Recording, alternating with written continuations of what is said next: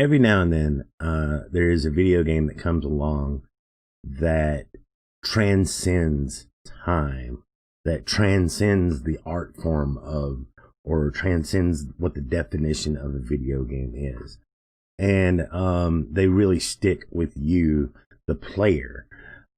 Games like, for me, Metal Gear Solid was one of those games that like taught me that games were more than just platforming experiences or RPGs.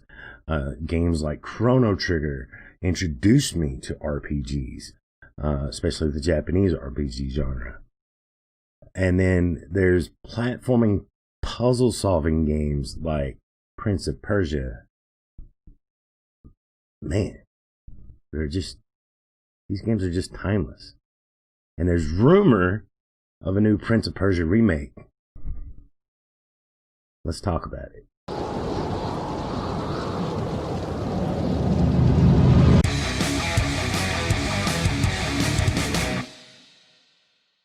Hi guys, my name's Stando. I stream video games on Twitch, and I also have an awesome Discord community. You can check those links down below. While you're here, don't forget to subscribe to the video. Hit that bell to get more notifications like this, because I do other content on this channel, like gaming videos, and I also do tips and tricks on streaming and video editing. I remember, I think I was like 10 or 11. This is probably 1990, 1991, somewhere in there. Mowing yards for an entire summer so that I can scrounge up enough money to build my first PC, which would be a 386, an IBM 386. And the reason I was doing this was to play two games. One was Wolfenstein 3D, the other, Prince of Persia. At the time, I didn't know that there was a Super Nintendo version of Prince of Persia, right? And I certainly didn't know that there was, like, I never heard of Prince of Persia 2 or Prince of Persia 3D. Like, those games, the internet wasn't as prominent as it is now, so you didn't hear about updates like that about certain games unless it came to PC Magazine or Nintendo's magazine, or some sort of delivered content to your home. I just didn't get a whole lot of gaming magazines. But what Prince of Persia did on the PC version was spectacular, right? It drops you into this dungeon, and you're automatically your first quest to get the sword, but you gotta solve these traps and these puzzles within the platforming as you're going along in this game. There's a really cool sequence where you jump through a mirror, and a mirror version of you is running the other way, right? And you are trying to, like, that mirror version of you is trying to hinder your progress in any way possible by trapping you, until you ultimately have to fight that figure face to face. And it turns out that if you kill it, you kill yourself. So it makes you think that, oh, you have to put your sword away, run into the figure head on, and be, he's part of you. He's that dark part of you. You've got to take him back. Like, that level of puzzle solving was amazing at the time. Not only that, but you had a time limit to beat the game. You only had 1 hour to save the princess from the mighty Jafar, right? And then, like, the patterns of each enemy, of each boss, and how they worked. The leap of faith towards the end, things like that. Those were incredible puzzle solving moments that were truly a masterpiece of its time. And in my mind, I can't think of any other game like it at the time. And I think it's because it was the first time that I experienced a platformer that was different from, say, Mario, where you are actually solving these puzzles and these intricate things that are working as the time working against you. And it was a phenomenal experience. And then this was a game by Borderbound. And like I said, I never played Prince of Persia 2 or Prince of Persia 3. There was a long time where I didn't even hear the name Prince of Persia.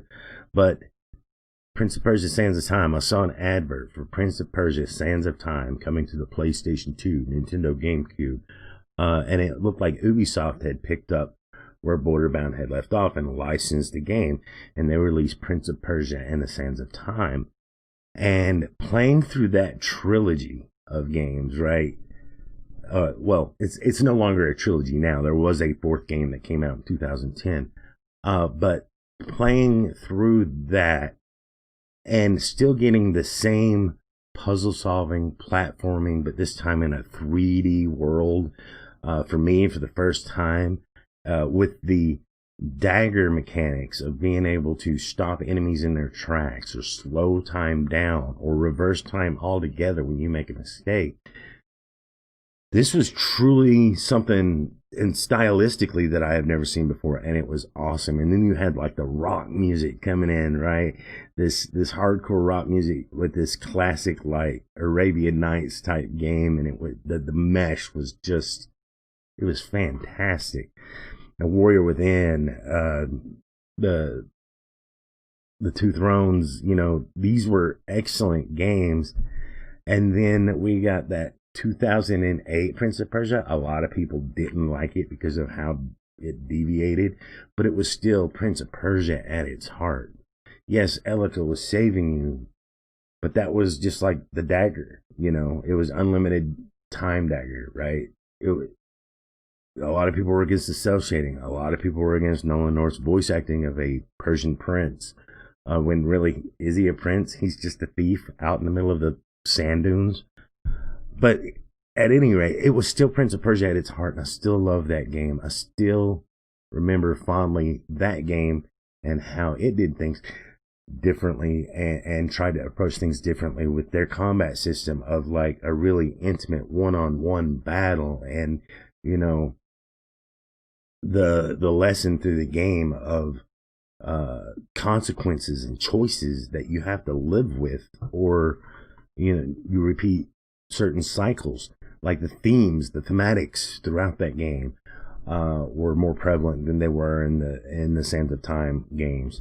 But even in Sands of Time, you had that where like the prince, in order to fix something, would lose his true love in order to really beat the bad guy, to defeat evil forever. It would set him all the way back in time, and the princess that had fell in love with him and he had fallen in love with over this adventure would just no longer remember who he is and not look at him the same way. You know, it was, man, Prince of Persia games, they're awesome. And don't get me wrong, I love Assassin's Creed. Assassin's Creed, in my opinion, love it or hate it, I like Assassin's Creed. It's one of those games that I love. I do. But Assassin's Creed started out as a Prince of Persia game and grew off into its own thing.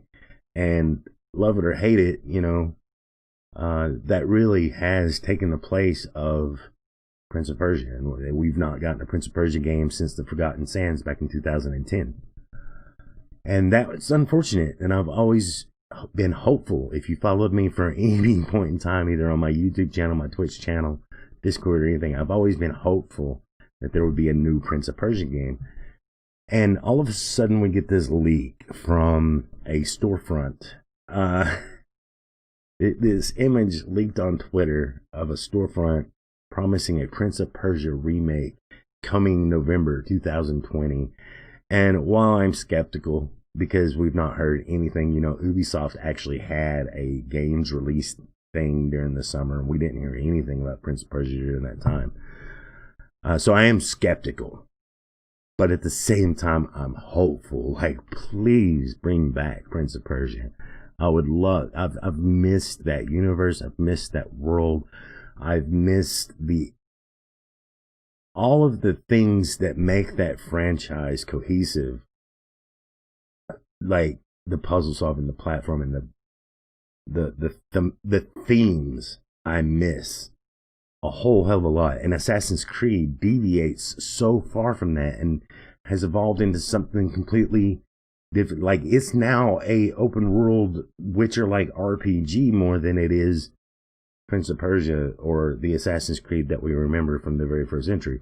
So I'm really missing this solid, short playthrough experience. And what remake are we going to get? Is it a 3D like remake and retelling of the very first Prince of Persia game that's very simplistic in its storytelling? Or is it going to be the Prince of Persia Sands of Time remake, which is probably most likely because of how successful that game was? Or is it going to be 2008 remake? Like, what does remake mean? And we got to ask ourselves that question, because Final Fantasy VII Remake really redefined what the consumer's expectations of what the word remake means. If you've played that game all the way through, no spoilers, of course. But I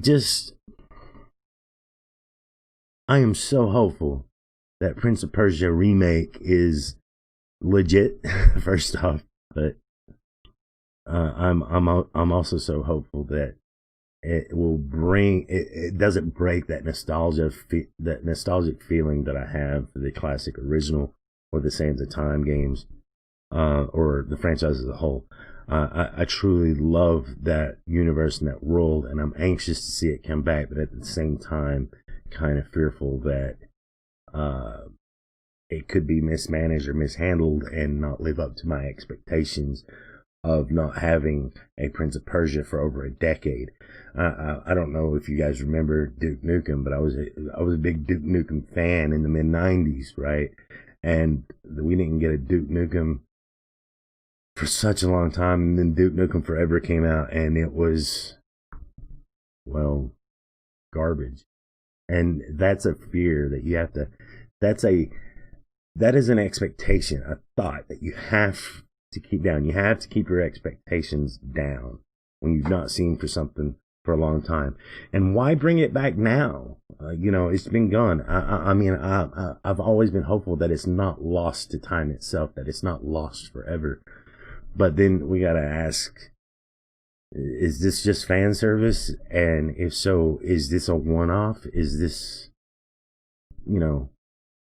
what happens after a Prince of Persia remake comes out and after the franchise resurfaces?